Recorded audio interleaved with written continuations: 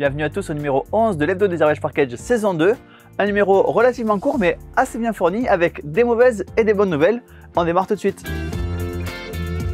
Et on démarre tout de suite avec la mauvaise nouvelle, c'est Ark Nova qui arrive. Alors évidemment l'arrivée d'Ark Nova n'est pas une mauvaise nouvelle. La mauvaise nouvelle c'est que c'est la dernière boîte que nous avons. Donc le temps qu'on fasse le montage et la publication de la vidéo, elle sera probablement déjà partie. Il va donc falloir attendre encore un peu si vous n'avez pas commandé votre Ark Nova. Ark Nova, pourquoi c'est tellement attendu? C'est parce que déjà c'est le Diamant d'Or 2022. Le Diamant d'Or c'est un concours donné par un jury spécialiste des jeux experts. Donc les jeux qui prennent déjà pas mal de temps et avec pas mal de complexité. Il a gagné ce prix en 2022. Vous jouez les propriétaires d'un zoo moderne avec un système d'actions qui vont glisser en force au fur et à mesure du temps. C'est-à-dire que vous avez 5 actions possibles. Une action qui vaut 1, 2, 3, 4 et 5. Vous la jouez avec le plus de force possible et vous remettez l'action que vous avez choisie au début. Et donc au plus vous attendez pour faire une action, au plus ça va être puissante, qui va vous pousser à avoir le plus d'actions différentes possibles au fil de la partie. Les actions elles sont assez basiques. Ça va être construire des enclos, ça va être recruter des cartes, ça va être poser des animaux dans les enclos, ça va être faire appel à des sponsors pour gagner des bonus et ça va être faire appel à des associations pour des capacités spéciales. Toute la richesse du jeu va être dans la diversité des cartes puisqu'il y a 255 cartes différentes dans ce jeu, avec à chaque fois voilà, des illustrations,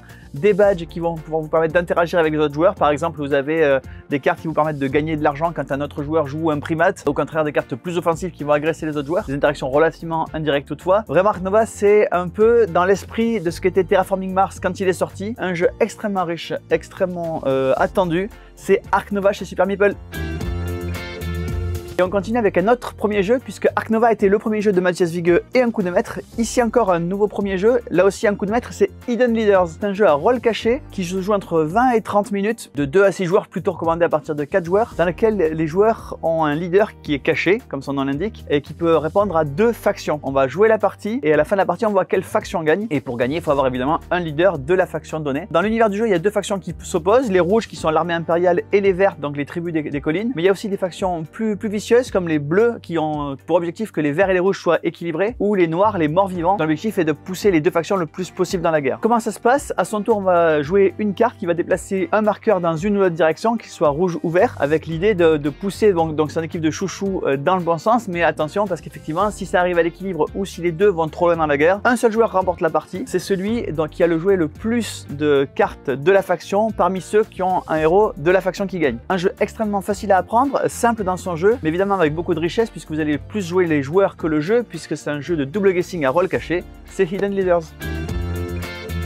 Et on continue avec un jeu de François Bachelard, je le salue d'ailleurs, je sais qu'il nous regarde, chez Nostromo Édition, qui s'appelle Aetheria. Aetheria, c'est un jeu qui est basé sur la mécanique du jeu du golf, comme d'autres jeux comme Blast ou Skio, avec des règles plus avancées, puisque vous allez construire un tableau avec un système de points qui vous permettre de vous récompenser si vous réussissez le tableau le plus réussi. Un jeu plus gamer, puisque vous allez scorer des points non pas en éliminant des rangées, mais bien en plaçant les cartes aux bons endroits sur votre plateau, sachant que des cartes, il y en a de différents types. Il y a les cartes de lieux, comme les marais, les forêts, qui représentent donc les territoires de votre royaume, des cartes de peuple, donc les humains évidemment ils aiment bien aller un peu partout sauf dans les marais, les elfes, les nains, les gobelins, qu'il va falloir placer et comme il faut par rapport au territoire et comme il faut par rapport aux autres, puisque vous le savez les nains et les elfes se détestent, donc si vous les mettez à côté ça vous fait perdre des points. Puis vous avez quelques autres cartes bonus comme les dragons qu'il va falloir domestiquer, donc en mettant des cartes de tribus autour d'eux, ou les portails qui vont faire se connecter entre elles différentes zones, qui va vous faciliter le fait de marquer des points pour les territoires à côté, mais éventuellement ce qui va aussi faciliter les conflits. Dans la boîte il y a une variante solo, il y a une variante coopérative, il y a une variante compétitive, il y a une variante plus expert avec des tuiles. Également dans la boîte des objectifs communs qu'on appelle des légendes,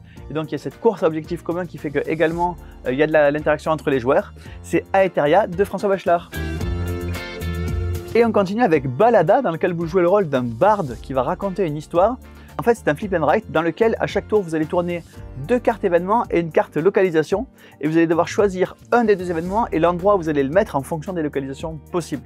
Vous êtes obligé d'écrire un symbole à chaque tour, et donc vous allez créer au fur et à mesure une histoire que vous allez pouvoir raconter à la fin. Donc c'est une partie un peu narrative et thématique du jeu, mais évidemment le jeu lui-même il repose sur le fait qu'on place les bons symboles aux bons endroits. Par exemple, si on place un monstre, il faut placer une épée avant lui pour pouvoir le vaincre. On va également collecter voilà, des princesses, des coffres, bref plein de choses. Un jeu relativement simple avec une version encore plus familiale avec un seul événement à chaque tour. C'est Balada.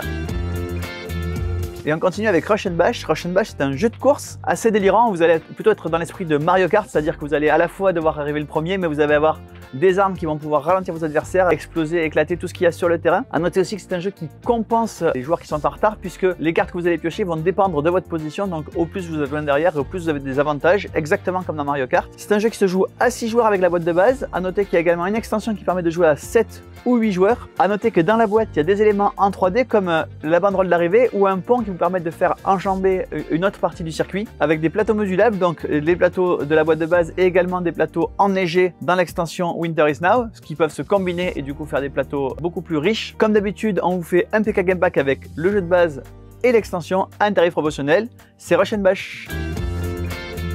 Et on continue avec Hippocrate. Hippocrate, c'est un jeu qui est arrivé il y a quelques temps, mais pour tout vous dire, on avait tout vendu et on a attendu qu'il revienne pour vous en parler. Hippocrate, c'est un jeu d'Alain Orban, l'auteur de pas mal de joueurs connus, notamment Tournée, 3 ou Santillano. Dans Hippocrate, vous êtes en 370 avant Jésus-Christ, vous êtes un disciple d'Hippocrate. Hippocrate vient de mourir et vous allez devoir soigner les patients qui font la queue devant le temple d'Esculape où sont les médecins. Dans ce jeu, vous allez donc devoir sélectionner à chaque tour 3 patients à soigner, puis essayer de recruter les médecins qui vont réussir à les soigner, éventuellement récupérer les potions qui vont servir aux médecins et soigner les patients en espérant qu'à la fin du tour les patients soient soignés, éventuellement soient pas soignés mais pas encore complètement décédés, et évidemment s'ils sont décédés vous perdez de la réputation. Un jeu qui vous ramène aux sources de la médecine, c'est Hippocrate d'Alain Orban.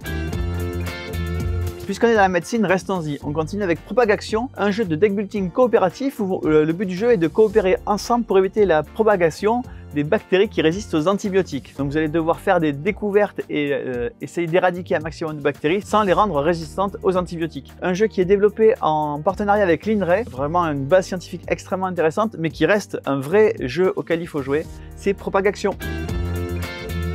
Et on continue avec un nouveau standalone dans le monde de Core Space. Core Space, vous vous en souvenez, c'est ce jeu coopératif où vous allez devoir latter des aliens. Et bien voici une nouvelle gamme dans cette série qui est Core Space Firstborn. Donc vous allez devoir lutter contre les premiers-nés. Comme dans le jeu de base, vous avez un plateau en 3D avec vos joueurs qui vont devoir massacrer un maximum d'ennemis. Beaucoup de variétés dans les ennemis. Alors évidemment, vous avez la boîte de base avec tout ce qu'il faut pour jouer dès le départ des campagnes, etc. Mais également beaucoup de matériel additionnel disponible avec, comme d'habitude, un PK Game Pack avec tout le matériel de Core Space Firstborn, les ennemis supplémentaires, les lieux supplémentaires, les campagnes supplémentaires, tout ça à un prix promotionnel, Core Space Firstborn.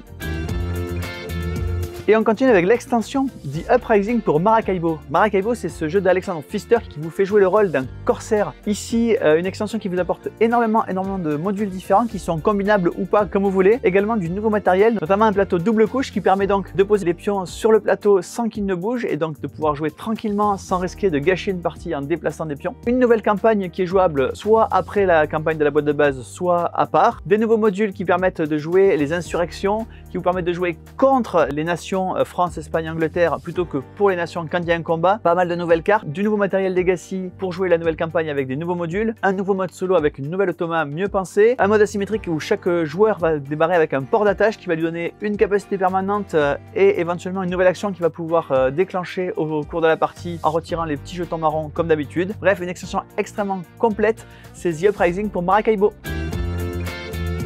Voilà, le numéro 11 de la saison 2 de l'Hebdo des Garage Package, c'est terminé. Je vous avais annoncé une bonne nouvelle, et bien la voilà. Comme la semaine dernière, on continue à donner le statut privilégié Gold à tous les gens qui le demandent dans les commentaires de la vidéo ou par message sur le formulaire Contactez-nous.